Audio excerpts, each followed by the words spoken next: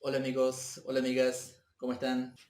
En esta oportunidad vamos a ver cuáles son las herramientas de mano que necesitamos en el taller.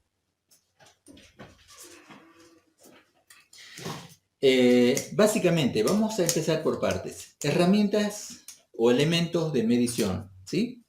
En primer lugar tenemos el metro de madera. Es un metro de 5 segmentos. El carpintero o el que trabaja con madera no puede prescindir de esta herramienta. Hay otro metro que es de 2 metros. Normalmente no se utiliza en carpintería. ¿Por qué? Por el tamaño, por el formato. Normalmente lo utilizan en la construcción de obra, es decir, la construcción de casas. El metro que sí o sí tiene que utilizar el carpintero es este, ¿sí? Ya sea 5 o 6 segmentos, no importa. Pero tener especial cuidado sobre todo con los metros que vienen de China, porque suelen tener medio centímetro o 5 milímetros más chicos que estos de origen americano. Eh, Otro elemento de medición, tenemos acá una regla. Es muy importante tener una regla para hacer trazos, sobre todo lineales, lógicamente. Viene de un lado expresado en centímetros y del otro lado viene expresado en pulgadas. Sabemos, los que trabajan con madera, que la madera se mide para el diámetro en pulgadas y para la longitud se mide en metros. Para los que no estén familiarizados con las pulgadas y los centímetros, acá es muy fácil hacer la conversión. Tomamos 5 centímetros, giramos al otro lado, automáticamente vemos que en términos generales nos da 2 pulgadas.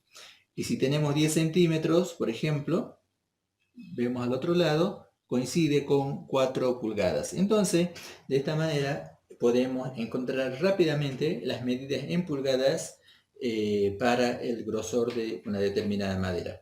Entonces, una tabla o tablón que puede medir 1 pulgada de grosor por 16, si miramos al dorso, nos da un poquito más de 40 centímetros, ¿sí? En otro video vamos a ver los sistemas de medición, centímetro, pulgada, pie, codo, y de qué manera se implementan en la madera. Eh, Todas esas medidas se utilizan en las mediciones, en las diferentes mediciones, así que es muy importante que la tratemos en un tema exclusivamente sobre medidas, ¿de acuerdo? Así que estén pendientes, en un próximo video lo vamos a tratar.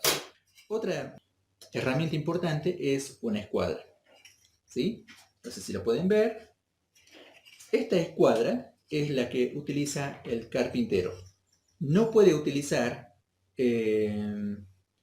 otra escuadra que no tenga estos ángulos de 45 grados. Si bien lo puedo utilizar, pero normalmente las que vienen un solo grosor se utilizan en la construcción.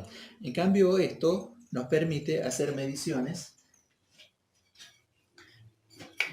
¿sí?, a 90 grados, y al mismo tiempo si apoyamos ahí podemos marcar en 45 grados. Cuando necesitamos, por ejemplo, hacer una medición especial, recurrimos a lo que sería la falsa escuadra. Esto no es otra cosa que dos segmentos móviles, ¿sí?, que se ajusta gracias a esta mariposa, una tuerca tipo mariposa. Ahí queda fijo. Entonces nosotros supongamos que necesitamos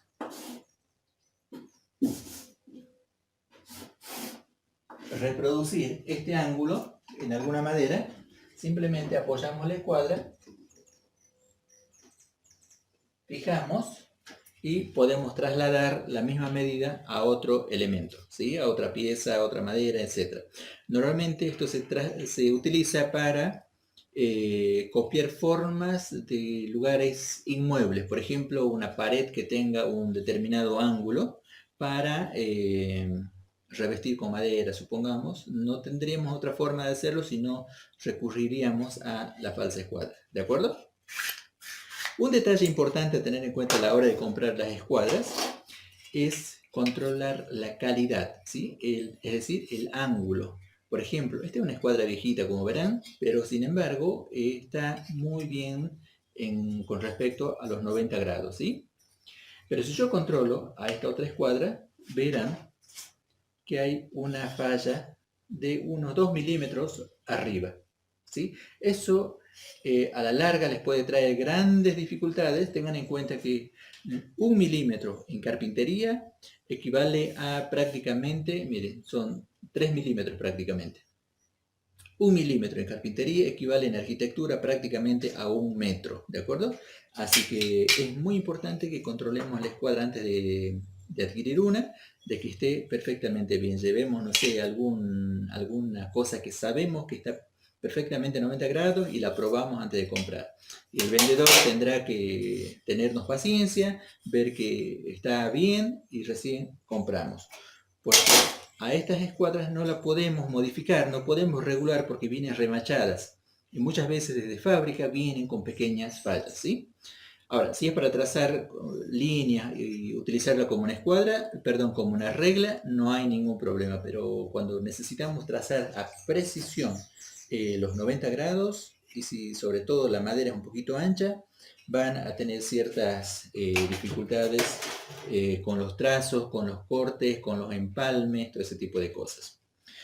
Otra herramienta de medición, muchos la conocerán, sobre todo los que trabajan en la construcción, acá le llamamos ruleta o cinta métrica, ¿sí? Estas vienen de 3, 5, 7 metros y medio, 10 metros.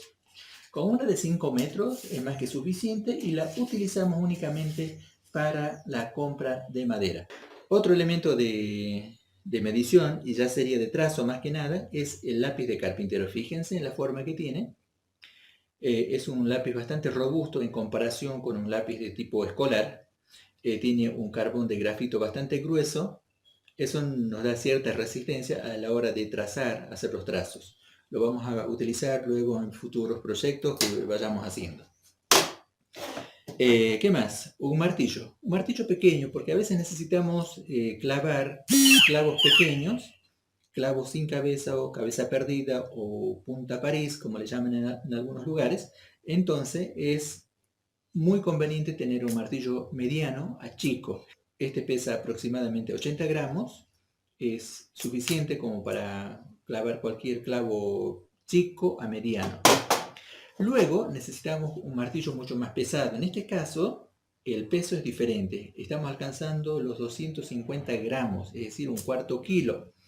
Es muy importante ya para aplicar golpes más importantes.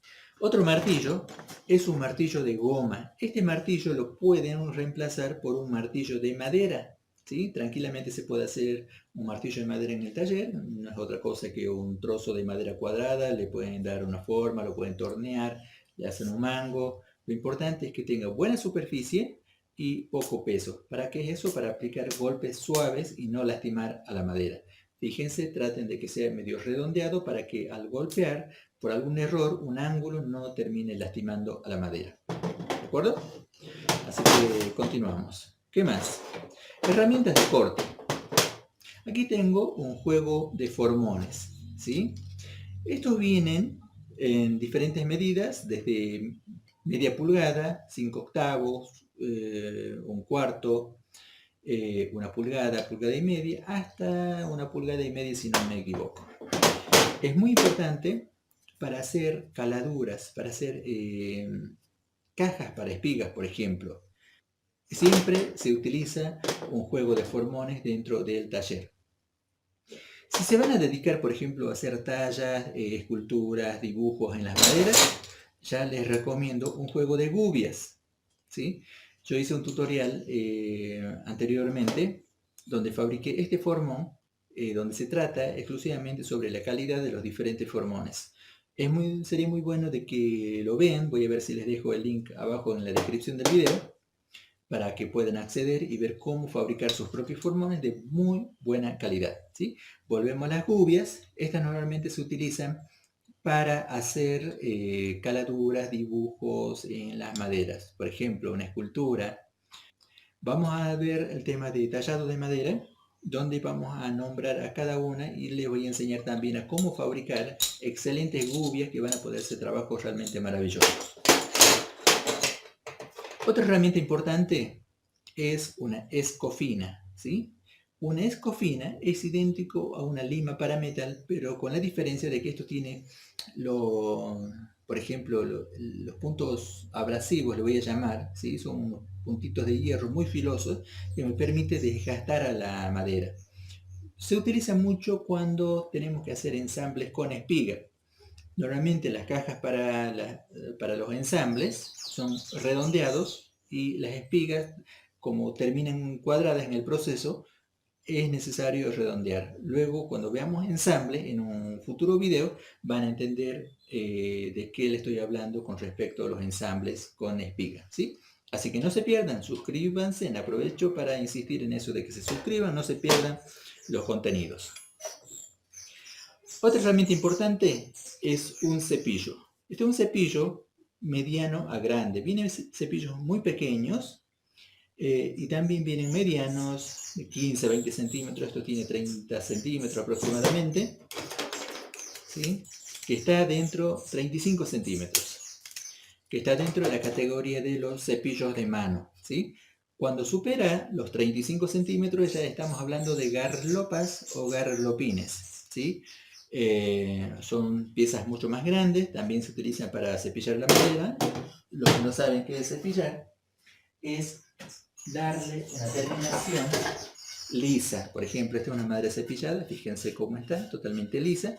Esto es una madera rústica sin cepillar, es decir, con el cepillo alisamos. Para los que no saben nada de carpintería, y los que son carpinteros, por favor, tengan paciencia porque hay gente que realmente no sabe, ¿sí? El objetivo de este video es precisamente eso, de poder ayudarles a todos, tanto al que no sabe, como al que sabe un poco, o como el que sabe mucho y el que sabe más. Bueno, comparta sus conocimientos y serán muy bien recibidos, ¿de acuerdo? ¿Qué más, amigos? Destornilladores o atornilladores según qué es lo que hagan, porque decimos destornillador cuando sacamos el tornillo y atornillador cuando colocamos el tornillo, ¿de acuerdo? Le voy a llamar destornillador porque vamos a sacar los tornillos. Plano, ¿sí? Fíjense, es una punta plana. Es muy útil, muy necesario. Lo conveniente es tener 2 o 3 destornilladores de diferentes tamaños. Uno pequeño, mediano y un grande de buena calidad, ¿sí? Traten de no ahorrar en calidad. Siempre busquen los mejores destornilladores porque a veces necesitamos hacer fuerza y se terminan rompiendo las puntas y es un problema en el trabajo. Otro destornillador importante es el Estrella o Phillips. Phillips en realidad es una marca impuesta a un modelo de destornillador. Entonces, Philips fue uno de los primeros que desarrolló este sistema tipo estrella y quedó como destornillador Philips. Entonces, podemos encontrar destornilladores de marca Chinchulán, pero le vamos a llamar Philips como una imposición de marca, valga la redundancia, ¿sí? También busquemos los mejores destornilladores y de la mejor calidad porque estos literalmente no se pueden reparar, no se pueden afilar o corregir la punta. En cambio, un plano, por ahí si se lastima la punta o queda, por ejemplo, con algún problema, necesitamos que sea más grueso, más angosto, podemos recurrir a la piedra esmeril y podemos modificar a gusto. Pero en cambio estos no. Así que por eso es muy importante de que los destornilladores Phillips o Estrella sean de buena calidad. Otro destornillador, y más que destornillador, es una llave. Esta es una llave tipo L o ALE, también se conoce indistintamente. Normalmente son para los tornillos ya más modernos, herrajes modernos, vienen con este sistema para ajustar y aflojar. Vienen en juegos, sería muy bueno que se consigan un juego. Otro tipo de llave es la llave Torque, no sé si pueden ver las puntas, ¿sí? Es idéntica a la llave ALE, pero con la diferencia de que este tiene, en vez de ser hexagonal como lo es el ALE, esto es en forma de estrella, ¿sí? Se llama llave Torque. ¿Qué más? Vamos a ver las mechas. Vamos a poner por acá, ¿sí? Lo podemos ver mejor. En primer lugar, tenemos mechas, por ejemplo, planas, ¿sí? Estas mechas planas vienen de diferente ancho de la paleta, ¿sí? Estas nos permiten hacer agujeros relativamente grandes, algo que sale de estas medidas. Este, por ejemplo, es una mecha para madera y vienen hasta 10 milímetros, porque por lo general los taladros que utilizamos para madera tienen una apertura de mandril, es el lugar donde colocamos en el taladro, se llama mandril, de 10 milímetros. En algunos casos puede venir hasta 13 milímetros, pero en este caso, si queremos hacer una perforación mucho más grande, por ejemplo, a ver si pueden verlo, este es de 25 milímetros. Es decir, no existiría, no encontraríamos un taladro con un mandril que tenga 25 milímetros de apertura, ¿sí? Estas mechas suelen venir hasta 1,5 pulgadas, es decir, casi 37, 38 milímetros aproximadamente. Acá tenemos otro ejemplo. Este es de 20 milímetros. Vienen de 15, de 12, de 10 milímetros, etc. Entonces, mechas planas o mechas paleta o mechas pala le llaman algunos, vienen en juegos de 4 o 5 piezas en forma estándar. Luego tenemos estas mechas que son para madera, ¿sí? No es una mecha para metal, fíjense la disposición de la punta, viene así. Es una mecha relativamente blanda, pero lo suficientemente dura como para trabajar con madera. Hay una mecha para metales, por ejemplo, esta es sumamente plateada, esta es de acero rápido. Fíjense la punta, es como si fuese una punta de flecha. Son relativamente caras, costosas. No es aconsejable trabajar con madera por la fragilidad a las flexiones, ¿sí? Estas mechas a la mínima flexión se quiebran, se fracturan. En cambio, esta mecha, ¿sí? Al ser más blanda, es más flexible. Se puede torcer, pero nunca quebrarse. Si se tuerce o se dobla un poquito, la podemos enderezar y sigue funcionando. Entonces dejamos esto por acá, que ya acabamos de ver. Luego tenemos, por ejemplo, las mechas de vidia o mechas para pared. ¿Por qué se dice mechas de vidia? Porque en realidad esta punta es un metal incrustado con una soldadura de bronce, por lo general, sobre un hierro común. Ahora, la vidia es uno de los metales más duros que hay dentro de los metales. Obviamente hay otros metales duros como el diamante, por ejemplo, que lo vamos a ver en otra mecha. Entonces esta mecha trabaja por percusión en la pared, no corta al material, sino que más bien lo va demoliendo, ¿sí? Esa es la función. Entonces el taladro hace este movimiento, fíjense, este movimiento como martillazo, o sea, gira la mecha, pero al mismo tiempo se va martillando. Los que han trabajado alguna vez con taladros eléctricos sabrán lo que es el percutor del martillo. Vienen también en diferentes medidas, 4 milímetros, 6, 5, 8, 12, 10 milímetros. Lo más común es hasta 12 milímetros, obviamente. Todo depende del mandril que tenga, porque si ustedes tienen un taladro con un mandril de 10 milímetros, no les conviene comprar una de 12 porque no la van a poder utilizar. Entonces se manejan con mechas hasta 10 milímetros. ¿Sí? Se hace la perforación, luego se mete el taco Fisher, vamos a hacer repisas flotantes y les voy a mostrar cómo funciona el taco Fisher, la mecha de vidia y cómo se hace esa instalación. También tenemos otra mecha, esta se llama mecha para barreno, fíjense, es estriada, tiene como una sola línea, un canal, se los muestro de acá, ¿sí? Fíjense, lo pueden ver, ¿no? Estas mechas son diseñadas para máquina. Al tener esta estría y trabaja en máquina, tiene poca vibración lateral, es decir, no se flexiona, por ende las cajas de las espigas salen casi a precisión, ¿sí? Estas mechas vienen con una base de 16 milímetros y lo que varía el grosor es el cuerpo.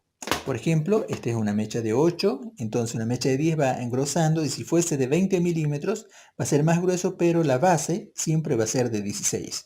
Entonces esto entra a un mandril que viene con un prisionero, ¿no es cierto? No es otra cosa que un caño, se lo introduce a precisión y se ajusta con un prisionero de costado. Y así funciona esta mecha, ¿sí? Entonces esto se llama mecha para barreno o mecha para máquina.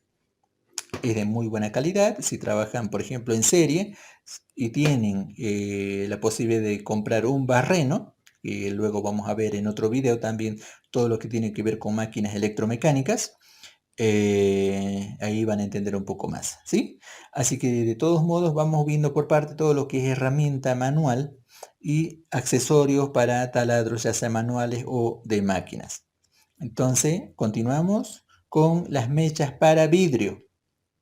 Fíjense, acá tiene también una incrustación, esto es como una pequeña flecha. Este incrustado es un material sumamente blando, pero este metal es de diamante artificial, ¿sí? Es un material sumamente duro, eh, a tal punto que puede perforar un vidrio sin romperlo. La vida útil de estas mechas es de aproximadamente de 8 a 10 agujeros, siempre y cuando va a depender de que no se recaliente al momento de trabajar. De ahí la importancia de hacer lentamente los agujeros, preferentemente con taladros que tengan regulador de velocidad y mojando constantemente la zona a perforar, ¿sí? Simplemente un comentario para que lo tengan en cuenta y prueben en algunos trozos de vidrio y así van experimentando por su propia cuenta con estas mechas. Y como penúltimo tenemos estas mechas americanas, ¿sí? Fíjense, tiene una pastilla de vidrio incrustada en todo el ancho de la mecha y a su vez tiene pequeños trozos de vidia a los laterales. Estas mechas por lo general no se afilan, ¿sí? La ventaja de esto es de que al no afilarse no modifican los tamaños, tanto el diámetro como la profundidad, entonces podemos hacer cortes limpios y estandarizados. Supongamos que tenemos que hacer 1000 agujeros en una madera. Con una de estas mechas, por ejemplo, tendría que estar constantemente afilando para poder alcanzar, sobre todo si la madera es dura. Pero en cambio, con esta mecha americana, ¿no? Se puede hacer todo el trabajo de una sola vez. Eso es muy bueno, sobre todo si trabajo en serie y donde necesito precisión y donde las medidas no cambien en ningún momento. Vamos corriendo esto para acá y avanzamos. Después hay otro sistema de mechas, esto se llama mechas copa, ¿sí? Tienen una apertura acá a un costado. Esto trabaja con el taladro, esto gira, ¿sí? Fíjense cómo está de descentrado, porque está trabajando el eje, no sé si pueden ver el eje descentrado. Vienen así, lamentablemente de fábrica, son de muy mala calidad, así que simplemente les muestro estas mechas para que no vayan a comprarlas, porque van a renegar, se pueden accidentar, pueden romper la madera, porque suele salir disparada de esta base, ¿sí? Vienen de diferentes diámetros y según el diámetro que necesitemos, se va incrustando acá. Así que no vale la pena que avancemos en eso. Simplemente mechas copas que tengan este tipo de apertura acá en los laterales, la descartan. Las que sí les recomiendo es esta que viene entera, ¿sí? Fíjense, vienen en juegos de diferentes tamaños. Entonces podemos hacer perforaciones, sacar ruedas o círculos, como le quieran llamar, de diferentes medidas. Viene, este es el accesorio que se coloca en este espacio, ¿sí? Esto se coloca ahí y se puede utilizar. Fíjense, tiene una base de 8 milímetros aproximadamente. Es un poco triangular. Eso permite una muy buena adherencia o un muy buen ajuste en el taladro. En este caso tiene una altura de 3 centímetros o 30 milímetros, vienen hasta de 3 pulgadas o 7 centímetros y medio. Entonces, para que lo tengan en cuenta.